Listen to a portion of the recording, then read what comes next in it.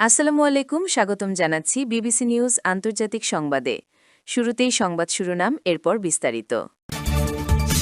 আমাকে না বলে সর্বোচ্চ নেতা নির্বাচন করলে ইরানে আবার যুদ্ধ, ট্রাম্প। লেবাননে গাজার মতো ধ্বংসযজ্ঞ চালানোর হুমকি ইসরায়েলের। সেপ্টেম্বর পর্যন্ত যুদ্ধ করার প্রস্তুতি নিচ্ছে যুক্তরাষ্ট্র। হামলার মুখে আমিরাত পৌঁছানোর আগে ফিরে গেল ফরাসি বিমান। দর্শক, এতক্ষণ শুনছিলেন সংবাদ শিরোনাম। এখন বিস্তারিত। আপনি যদি ইসরায়েলের ধ্বংস চান এবং মুসলিমদের পাশে থাকেন, তাহলে ভিডিওতে লাইক করে চ্যানেলটি অবশ্যই সাবস্ক্রাইব করে দিবেন এবং আপনার মূল্যবান মতামত অবশ্যই কমেন্টে লিখে জানিয়ে দিবেন। এখন বিস্তারিত। আমাকে না বলে সর্বোচ্চ নেতা নির্বাচন করলে ইরানে আবার যুদ্ধ, ট্রাম্প। গণহত্যাকারী ইসরায়েল ও তাদের সহযোগী যুক্তরাষ্ট্র ইরানে একটি অসম যুদ্ধ চাপিয়ে দিয়েছে। তারা ইসলামী প্রজাতন্ত্রের সর্বোচ্চ নেতা আয়াতুল্লাহ আলী খামেনিকেও হত্যা করেছে। এবার নতুন নেতা নির্বাচন প্রক্রিয়ায় যুক্ত হতে চান মার্কিন প্রেসিডেন্ট ডোনাল্ড ট্রাম্প। অ্যাক্সিওসকে দেওয়া এক সাক্ষাৎকারে মার্কিন প্রেসিডেন্ট বলেছেন, ইরানের সর্বোচ্চ নেতার মৃত্যুর পর পরবর্তী নেতা নির্বাচনে তাকে ব্যক্তিগতভাবে যুক্ত হওয়া উচিত বলে তিনি বিশ্বাস করেন। ট্রাম্প বলেন, মার্কিন সম্পৃক্ততা ছাড়া ইরান যদি কোনো উত্তরসূরি নিয়োগের চেষ্টা করে তবে তারা কেবল সময় নষ্ট করছে। লেবাননে গাজার মতো ধ্বংসযজ্ঞ চালানোর হুমকি ইসরায়েলের। গণহত্যাকারী ইসরায়েলের অর্থমন্ত্রী বৈরুতের শহরতলিতে গাজার মতো ধ্বংসযজ্ঞ চালানোর হুঁশিয়ারি দিয়েছেন।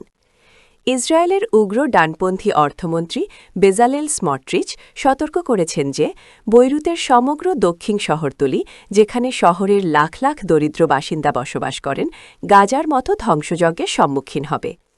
ইসরায়েলি সামরিক বাহিনী ওই পুরো এলাকার বাসিন্দাদের জোরপূর্বক সরে যাওয়ার নির্দেশ দেওয়ার পর তিনি এ হুমকি দেন। গাজার দক্ষিণাঞ্চলীয় শহর খান ইউনিসের ব্যাপক ক্ষতির কথা উল্লেখ করে স্মট্রিচ বলেন, খুব শিগগির দাহিয়ে দেখতে খান ইউনিসের মতো হবে।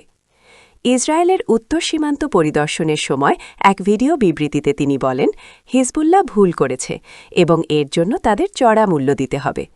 আমরা ইরানে অক্টোপাসের মাথায় আঘাত করছি এবং একই সঙ্গে হিজবুল্লাহর হাত কেটে ফেলব। সেপ্টেম্বর পর্যন্ত যুদ্ধ করার প্রস্তুতি নিচ্ছে যুক্তরাষ্ট্র। গণহত্যাকারী ইসরায়েল ও তাদের সহযোগী যুক্তরাষ্ট্র যৌথভাবে ইরানে হামলা চালিয়ে পুরো মধ্যপ্রাচ্যে আগুন লাগিয়ে দিয়েছেন। সংঘাত ছড়িয়ে পড়েছে আশপাশের ডজন খানেক দেশে। এই যুদ্ধ আগামী সেপ্টেম্বর পর্যন্ত টেনে নিয়ে যেতে চায় যুক্তরাষ্ট্র। মার্কিন প্রতিরক্ষা সদর দপ্তর পেন্টাগন গোয়েন্দা কার্যক্রম দ্রুত সম্প্রসারণের পদক্ষেপ নিচ্ছে, কারণ ইসরায়েলের পাশাপাশি ওয়াশিংটনও ইরানের বিরুদ্ধে একটি দীর্ঘস্থায়ী যুদ্ধের প্রস্তুতি নিচ্ছে, যার সামরিক পরিকল্পনা এখন শরৎকাল পর্যন্ত বিস্তৃত করা হয়েছে।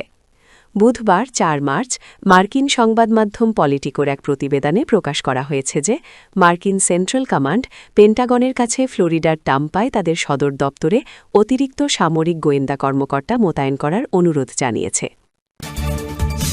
হামলার মুখে আমিরাত পৌঁছানোর আগে ফিরে গেল ফরাসি বিমান। মধ্যপ্রাচ্যে অবস্থানরত নিজ দেশের নাগরিকদের ফিরিয়ে নিতে যাওয়ার পথে ক্ষেপণাস্ত্র হামলার মুখে একটি ফরাসি বিমান মাঝপথ থেকে ফিরে যেতে বাধ্য হয়েছে। ফ্রান্সের পরিবহন মন্ত্রী ফিলিপ তাবারো জানিয়েছেন, এয়ার ফ্রান্সের চার্টার্ড বিমানটি সংযুক্ত আরব আমিরাত ইউএই থেকে ফরাসি নাগরিকদের নিয়ে আসার কথা ছিল। তিনি যুক্ত করেন, বিমানটি মাঝপথ থেকে ফিরে আসার ঘটনাটি ওই অঞ্চলের অস্থিরতা এবং নিরাপদে নাগরিকদের ফিরিয়ে আনার প্রক্রিয়ার জটিলতাকে আরও স্পষ্ট করে তুলেছে। এর আগে গত বৃহস্পতিবার রাতে দুবাইয়ের বাসিন্দাদের ফোনে ইরানের ক্ষেপণাস্ত্র ও ড্রোন হামলার বিষয়ে সতর্কতা বার্তা পাঠানো হয়েছিল। তবে পরবর্তীতে সেই সতর্কতা তুলে নেওয়া হয়। সংযুক্ত আরব আমিরাত কর্তৃপক্ষ জানিয়েছে, বৃহস্পতিবার তারা ইরানের ছোড়া ৬টি ক্ষেপণাস্ত্র এবং ১০০টিরও বেশি ড্রোন প্রতিহত করেছে। এখন পর্যন্ত কোনো প্রাণহানি বা গুরুতর আঘাতের খবর পাওয়া যায়নি।